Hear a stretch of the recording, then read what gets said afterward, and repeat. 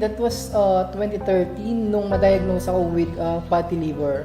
Nag-try ako maghanap ng mga natural remedy para mawala yung fatty liver. Yung mga ibang na-try ko, parang walang effect based sa ultrasound. So nung marinig ko yung Organique na it's a good food supplement pang detox. So tinry ko siya. And then nakita sa ultrasound yung gradual na pag-decrease ng fatty liver. Well, for me siguro it's a good antioxidant and it's a good pang-detox. Kaya nga nawala si fatty liver eh. And then yung lagi kang masigla, more parang energized ka everyday. And then yung sa pagtulog. So wag tayong manghinayang when it comes to our health. Ika nga, sa ngayon dapat mag-invest tayo sa health. Hindi natin alam yung future na pwedeng mangyari. So with the help of Organique, mapiprevent lahat yan. Like in my case, very healthy.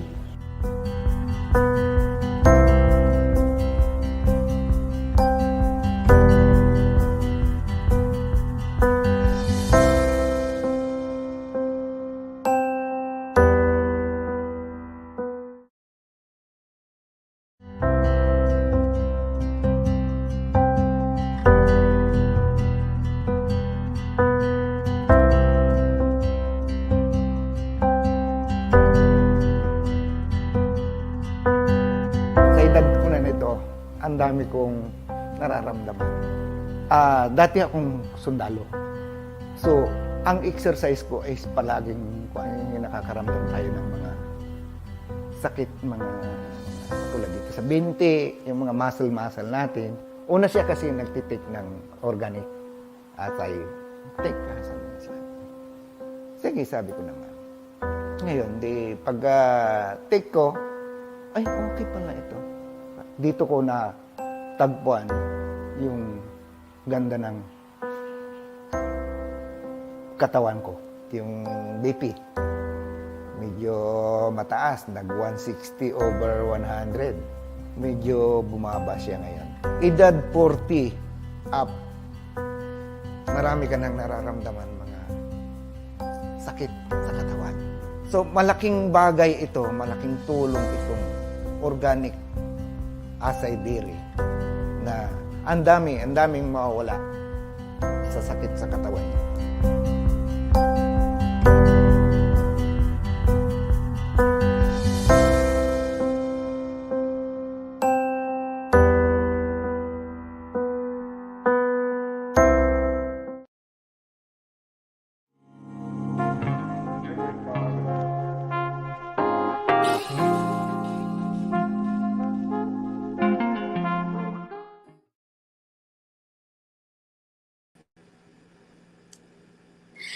Hello everyone. I am Sabrina Santiago, your host for today, and I hope everyone is feeling awesome. So how is your fourth month of 2022 so far? Kamusta naman tayong lahat? Lalo na this is the last week of April. Anyway, I hope everyone is happy and in the pink of health. So welcome to another healthy episode of our favorite healthy midweek habit. We have Wellness Wednesdays. So as we move forward, our show will continue to provide wellness insights and medical information dahil remember guys, even though na ito na nga, everything is becoming lenient nowadays, we are still in a pandemic. So for today's episode, we will talk about one of the busiest muscles in our body, which is the heart. So it is the hardworking muscle in our body, but how do we really know about this important organ? So how will we know if it is in its healthiest condition? So like any other muscle, our heart needs to be exercised, given nutrition, rest, and protected from toxins. So a healthy cardiovascular system is essential for people of all ages, and to know the condition of our heart is very important. Kaya naman samahan niyo na nga kami today, and let's empower ourselves with the right information about common heart conditions. So dito nga lang yan sa ating paboritong midweek healthy habit. We are Wellness Wednesdays. So I know na marami na ngang tumututok sa atin ngayon guys, but before we actually start, let us have a game. So true or false? So on our screens, you can see ating question of the day. So all you have to do is answer true or false. So a shot of organic acai premium blend every morning or bedtime can make your immune system strong and protected. So is it true or false? So shoot in your answers via comment section and do not forget to like our official Facebook and Instagram page as well. All right. So anyway, guys, there are many different heart conditions and problems which are collectively called heart disease. And it's always best to discuss your heart condition with your health professional or even a heart specialist who can advise you on the correct diagnosis and name of your heart condition and treatment plan. And to help us understand so much more of the seriousness of this topic, let me introduce our resource speaker, Dr. Sonny Villora. But first, once again, let's not forget to share this video to your friends, to your families, o kaya naman sino ba ang mga kumakailangan na manood ng ating live stream for today. And again, let's follow Organic Acai on all of our social media platforms. Anyway, wag na natin patagalin pa. Let us welcome our resource speaker of this week's Wellness Wednesday. We have Dr. Sonny Villora. Good afternoon, Sab, and syempre sa lahat ng listeners o viewers natin worldwide. Good afternoon to everyone. Yan. So, Doc, kamusta naman ang ating last week of April? Well and good. And as usual, medyo mainit at matraffic na, nakaka-stress and nakaka-atake sa puso. That's stress. Yes, Yeah. Totoo yan, Doc. Alam nyo nga ngayon, grabe talaga. As in, onting kilos lang talaga ng tao. And I'm pretty sure all of our viewers can actually relate with what I'm saying. Onting kilos lang natin, para bang hinihingal na tayo agad-agad dahil nga naman sa sobrang init. But anyway, Doc, now, we are gonna talk about the most common heart conditions. Well, alam ko naman na ang dami rin naman sa atin na marami rin gustong malaman kung ano-ano ba ito and how can we prevent it. So first, let's talk about coronary heart disease. Well, to start with, do you know that the top killer disease, ibig sabihin nakamamatay, is cardiovascular disease. It can be either stroke or atake sa puso. That's the top killer disease worldwide, no? Ngayon, ang daming varieties ng heart disease. May mga pinanganak, may mga problema sa Pero ang pinaka-common, most common ay tinatawag na coronary heart disease or ischemic heart disease. Ibig sabihin nagkukulang ng supply ng dugo ang puso mismo. Kapag may part na nagkulang ng dugo, ng supply ng dugo, maaaring mag-lead ito into heart attack. Coronary heart disease. And this is more, sabihin natin, why is it, noong unang panahon, wala masyadong ischemia, mga angina, pero recently nagkaroon. It's because of the lifestyle. Marami tayong kinakain na it's not really that good, no? Kung pandemic, palagi tayo nag-order ng pagkain, delivery, palagi mataba, masayba, mantika, maalat, yun ay nagpapabara sa sirkulasyon at yun nagkakos ng ischemia na hindi pagdaloy na maganda ng dugo into the heart.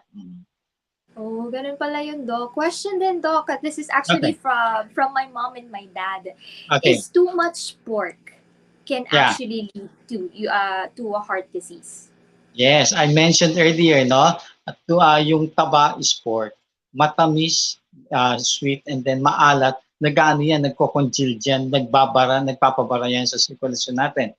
Like pag sinabi mo atheromatous plaque, common yan sa elderly, meron sa aorta atheromatous plaque. Ibig sabihin, nagde-deposit na siya doon sa within the area ng intima or yung lining ng blood vessel natin. At pag yun ay nag-deposit ng kumapal, hindi makakadaan ng dugo. So, definitely, I won't say na totally hindi ka magka-take ng pork, no? From time to time, you can take. Pero it should always be balanced. Palaging dapat not so much of it.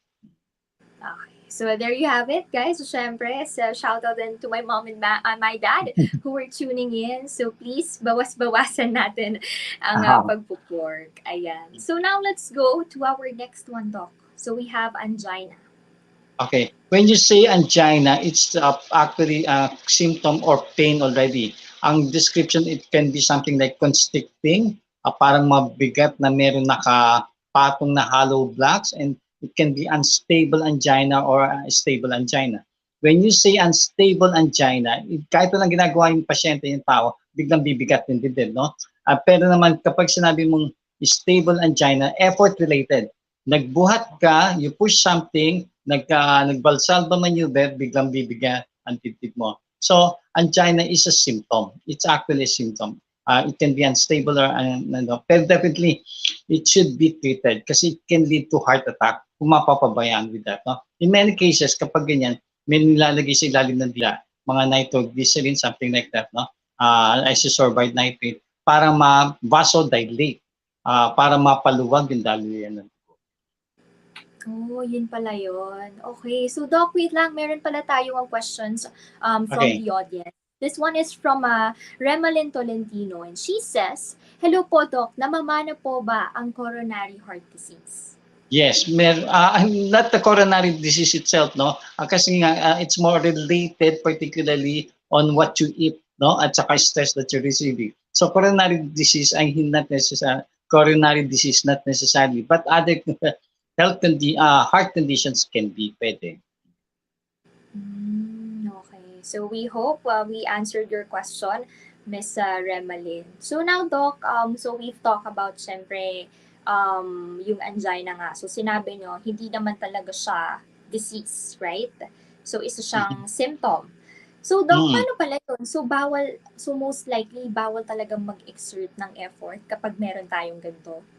Yes, definitely, no? Kaya nga sinabi ko, kung halimbawa continually palbalik-balik yan, at you're not taking any medication, maaari kang atakayin sa puso anytime. So kapag ganyan, you have to be more strict about the condition of your heart. You have to follow everything na bibigay sa inyo ng doktor, and as much as possible, wala kang stress-related activities. Kasi minsan, yung sinabi ko lang physical effort pero minsan emotional or mental, may epekto din yan sa puso, no? Kaya have you heard of the broken heart syndrome? What's Narinig mo that, na yan? Doc? Ano yun, Doc? Ano yun, Doc? Actually, Parang iba yun. Actually, ang symptoms nun, parang nag-angina siya or a heaviness on the chest. Secondary, ang reason naman, it's more on the emotional. Nawala kang trabaho. Part away kayo ng boyfriend mo, or you're so far away. Ang symptoms niya is actually more related sa angina. Pero it's more on emotional cause. Pero they should also be treated as is, parang vasodilation pa rin ang kailangan ng pasyente. It happens, nangyayari yan. Or somebody died in the family, that can happen. Oh, so nangyayari naman pala yun, Doc, no? Yeah. Pero now, Doc, since ito nga, napunta na nga rin tayo sa gantong level, like, syempre, hindi natin talaga may iwasan na. Paano naman, Doc, kapag heart attack? Paano natin malalaman na it's about? Ang symptoms ng heart attack, no? Sa babae, minsan parang gusto lang nausea, nasusuka, or parang nagsuka itself, no? Pero sa lalaki, hindi yan. Pero common for both men and women, no? Yung chest pain, mabigat ang dibdib, na konting hininga lang, parang kinakapos ng hininga, maaaring heaviness on the shoulder, on the neck or jawline, as well as parang numbness on the left arm. Yan ang pwedeng symptoms. Or meron din masakit right at the back, yung mismong, kasi people think ang puso natin is on the left chest. Hindi. Ang puso ng tao ay nasa middle, right in the middle, no? Kaya ang pain should be on that area, which can be radiated on the left chest. Pero ang pain also can be at the back, right in front of the heart, no? So again, ulitin ko, common signs na papunta ka sa heart attack, no? A constricting or parang may nakabdagan na hollow blocks sa kanyang chest, maaaring nahirapan huminga, konting lakad lang, konting salita lang, kinakapos ng hininga, ang kanilang shoulder ay medyo mabigat, matigas, ang ganda neck area, at tumitigas ang jaw nila. Ang left arm could be parang may kuryente at pinagpapawisan niya ng malamig. So whatever condition you have at that point, you have to stop and bring the patient right away sa hospital. Ngayon, tip, kung halimbawa malayo ka pa sa hospital and kailangan dalhin sa hospital, I can show it, no? Yung underarm mo, yung kilikili, Yung pinakailalim, yung gitnang-gitna ng kilikili, no? Malalim yon. Keep on pressing it pa ilalim para makontrol yung yung progress ng heart attack. Yung gitna ng kilikili, yung malalim, press it, madiin, ha? Yung malalim na yon para to prevent the progress of heart attack. Then Oh, you still ayan. have to bring the patient to the hospital. Oh, so Emergency. ganun pala yan, Doc, ha? Yes, Hindi kasi, okay. Kasi na-amaze lang po ako kasi ganun pala yung parang iti-treat natin as first aid, no? When it Yes, happens. I see. Pero Doc, now, since you've also discussed heart attack, now let's go naman to heart failure. And how is it different from heart attack? When you say heart attack is actually more of an emergency. Ito talagang kailangang Pag sinabi mong heart failure, it's a disease process na medyo prolonged. Ibig sabihin nun, pahina ng pahina ang kanyang puso na maraming nararamdaman pasyente. To the extent na pala nagmamanas na yung pasyente kasi hindi nga nakakapag-pump ng gusto. Konting lakad lang ay hinahapo. So again, the difference, heart attack or myocardial ischemia ang tawag natin, MI, is actually an emergency. Ang heart failure can be a prolonged process. It can be a secondary condition from other conditions, just like may sakit sa atay, may sakit sa puso, and so forth. Kaya nga usually kapag namatay ang isang pasyente sa ICU, ang diagnosis, final diagnosis is multiple organ failure, which means heart is also a concern kung bakit siya nagkakaroon. So pwede pala siyang mag-develop, no, Doc? Lalo na if Yes. we have this recurring disease. Ganun pala Yes. siya. Okay. Okay. Now, Doc naman, let's talk about, I'm not really familiar about this, and I'm pretty sure some of our viewers as well. What about, Doc, yung tinatawag natin na arrhythmia? Ano po ba ito? Arrhythmia. Okay. Ang arrhythmia has something to do with the kuryente, electricity of the heart. Minsan, pag masyado mapibilis, it's secondary to tachycardia. Pag mabagal naman ay bradycardia. Now, bakit nagkakaganon? It depends, impulse yan, electricity. Pag minsan masyado mabagal ang kuryente, may problema yan, particularly it can be sa hormone. It can also be the muscle itself. Kaya minsan, kapag masyadong mabagal, yun ang time na binibigay sa kanila yung pacemaker para bumilis ang takbo ng puso. No? Yung tachycardia naman masyadong mabilis. Too much of the mga natin, the hormone also. Kaya maraming cases na may thyroid problem which is related to hormone, nagkakaroon ng tachycardia, masyadong mabilis. Both extremes ay nakamamatay. Ang normal rate ng heart mo should only be 60 to 100. Pero if you go 130 persistent yan, mabilis tachycardia, mabuubos yung oxygen at energy at minerals in the heart that can cause that. Yung bradycardia naman, masyadong mabagal, hindi nakakapag-circulate itself, ay mamamatay din yung pasyente. No? So, dapat may-maintain mo lang yan within 60 to 100. Arrhythmia. Arrhythmia. I do have a question, Doc. Kasi before, I had a check-up, tapos sinabi sa akin na medyo mabagal daw yung heartbeat ko. Is there any parang ways ba? Kasi baka mamaya mag-lead ito to arrhythmia or iba naman po yung ganun? Depende the cause. For example, it is physiologic na yung mga athlete, mas mabagal ang heartbeat nila. As compared ng kapag may temperature ka, mataas ang temperature mo, or even mga baby, mas mabilis ang heartbeat nila. So depende on kung anong pinaka-cause ng pagbagal ng ng puso mo. Like sabihin natin, extreme exposure sa malamig ay nakakapagpabagal ng tibok ng puso. And extreme exposure sa mainit nakakapagpabilis ng tibok ng puso. Depende on the condition. So, depende rin pala talaga siya, no, Doc? Yeah. So, again, too much talaga is bad. Yes.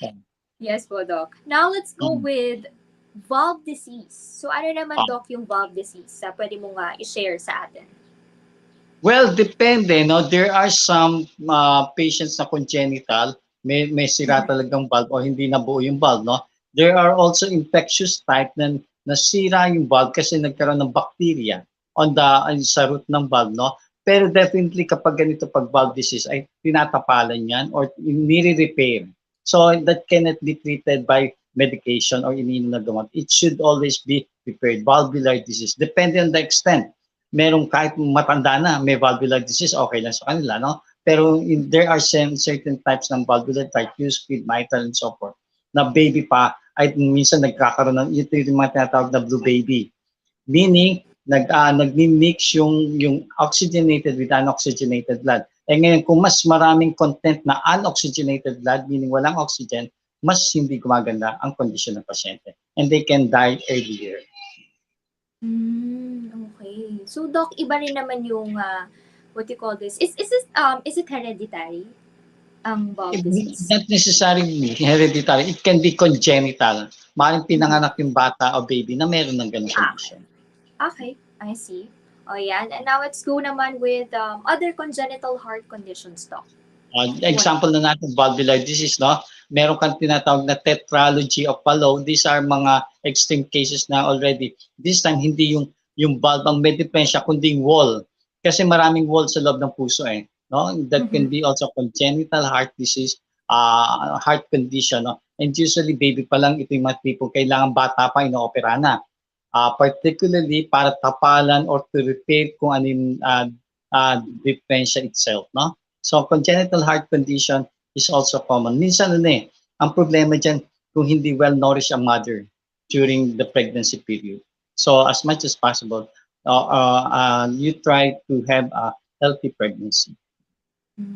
Okay, Doc. What about, Doc, ang infectious heart? Okay, When alam mo, does it happen? this is very, very interesting kasi marami sa Pilipino may sirang ipin. Kapag may sirang ipin ka, ang bacteria tends to go down into the valve of the heart. Nasisira yan, no? It can develop into what you call rheumatic heart disease. So again, maraming bata dyan, they maintain, akala nila kasi takot sa dentista, no? Pero it can damage your heart kung persistent na gano'n. There are also other forms ng infections that can be bloodstream, no, nanggaling sa dugo. Pero very common, infectious heart disease, secondary to nagde-develop siya, rheumatic heart disease, kung palagi kang may gingivitis, kung palagi kang may mouth infection, maaari kang mag-develop into bacterial infection na apektuhan puso. Okay. So, Doc, ano rin pala, no? Factor din pala talaga kapag hygienic ang isang tao, no? I see. So, Doc, let's now go to cardiomyopathy. Okay. So, ano Okay, ba another yung interesting topic, no? Kasi nagkaroon ng for 2 years already, for 2 years na nagkaroon ng case tayo ng coronavirus. One of the common complication ay tinatawag nilang cardiomyopathy, which is humina o nagkaroon ng blotching o nagkakaroon ng pagdurugo or ang term natin doon, yung nagpapasa, nagkaroon ng extravasation ng dugo sa puso, no? Nasisira ang puso. And you can see, there are some people na after nagkaroon ng coronavirus, hindi na gano'n ang kondisyon nila. Madaling mahapo na because of the cardiomyopathy or damages which was done by coronavirus. It's either the lungs or the heart which are affected. Ganun pala yun, Doc. You know what, Doc? Ang dami talagang, what you call this, ang dami talagang nag-reoccur ng mga diseases ngayon. Like, hindi lang siya common heart disease, pero especially this pandemic. Well, Doc, Yes. we just have last question. This one is from, wait lang, Doc, nakita ko yun kanina. Okay. Ayun, from Angelita Contreras, she's asking if ang thyroid daw po ba is nakaka-apekto sa puso? Well, definitely, no? Kapag meron kang tinatawag nating hyperthyroidism, it can lead to tachycardia. Masyadong mabilis ang puso mo, no? Hypothyroidism, it can also lead to bradycardia. So definitely it helps. And not only the thyroid, no? Any hormone in the body. Kasi siya yung nag-regulate ng pagtakbo ng puso mo, pagtakbo ng bituka mo, sweat mo, everything, no? So not only for the thyroid itself, any form of hormone in the body can also affect our heart. I see, Doc. So, since na-discuss nyo na rin po ang ating mga common heart conditions, now let's go with how can we prevent it, Doc. So, let's go to prevention. Well, we'll start with sabihin natin healthy lifestyle itself, no? Do you smoke? Do you drink a lot? And yun ang mind you iwasan natin, no?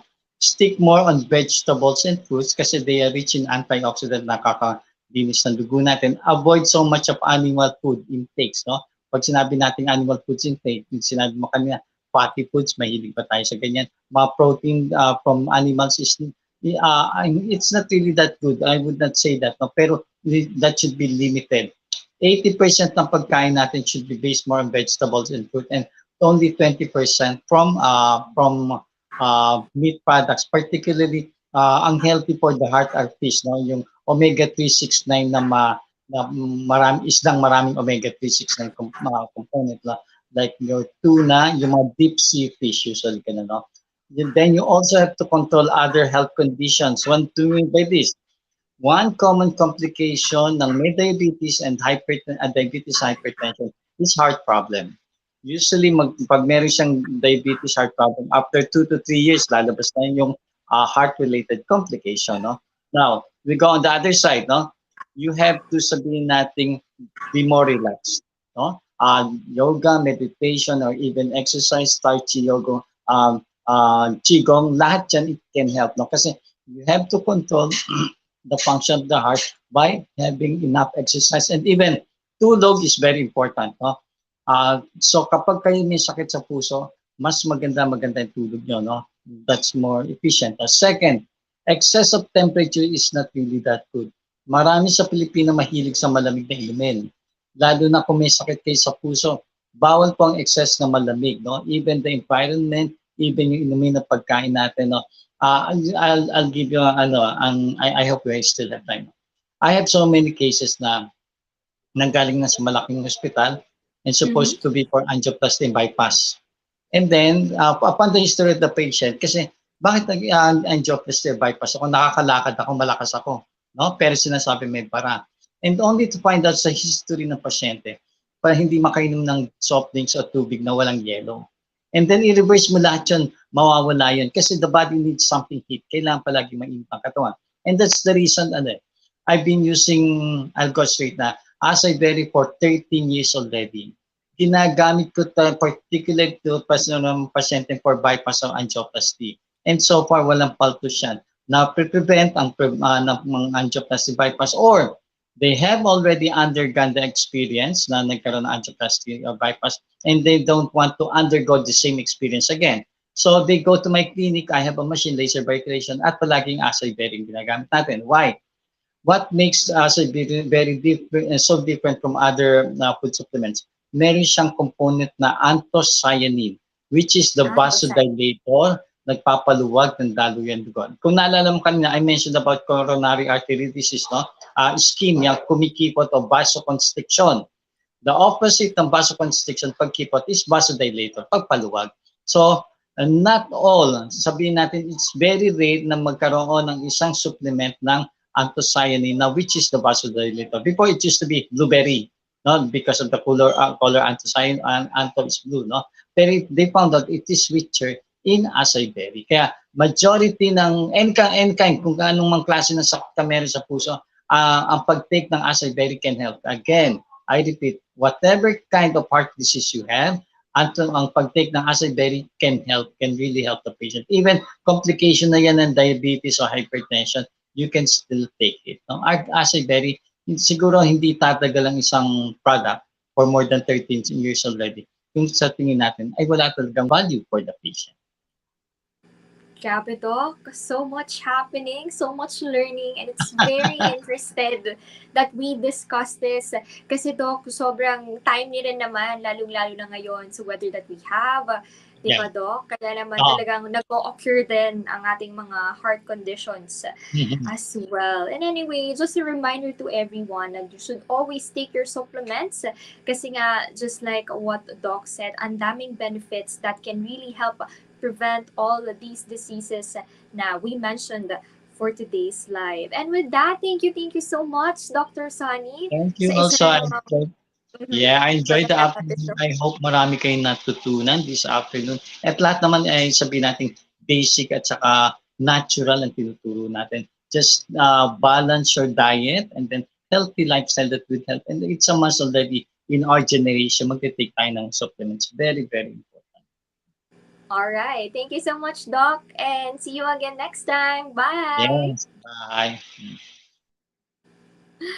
Wow, what an episode. Once again, thank you again so much, Doc Sonny, for that energizing tips, diba, to Organic for making this healthy episode possible. And what I said earlier, I learned so much. And of course, sa ating viewers who are tuning in as well. And to my mom and dad na kanina pang nanonood dito, maraming salamat for tuning in. And of course, thank you so much again, guys, for tuning in for today's episode. Pero syempre, hindi pa nga rin tayo matatapos nang hindi pa natin ina-announce ang winners. But before that, Organic Acai Berry is also available at South Star drugstores nationwide. And of course, if you want to be a reseller of our products, you can join Olani. All you have to do is message us through the numbers that you can see on our screens. Alright, then of course, si GCash din naman meron ding pasabog sa atin. You can buy now and pay later using GCash and save for as much 500 pesos. So this is an ongoing promo, and if you still have any questions regarding this, you can just message us here on Facebook or on Instagram as well. Okay, and that's it. And of course, we are also available at Pickaroo as well, your one-stop shop for your grocery needs. And all you have to do is just message us via Pickaroo and order ASAP. Thank you so much, guys. And for today's winner, sino ba ang ating winner na makaka-receive ng organic products from us? Today's winner is... we have Daryl Fabic. Okay, so the question is seen on our screens, and thank you so much because you were very participative during our live. So congratulations once again for winning our organic gift pack. And there you have it, guys. What an amazing episode brought to us, of course, by Organic Acai, and we are proud to share this healthy information because in the future we want everyone to be strong, and with Organic Acai we are stronger together. So this has been Sabrina Santiago, your host, and see you on our next Wellness Wednesday episode. Bye!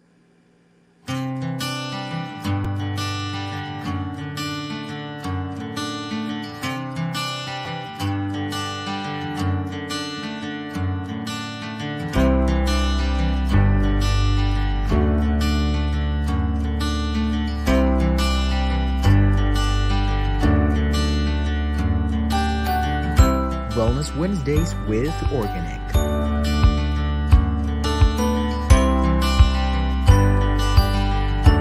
We care because you matter.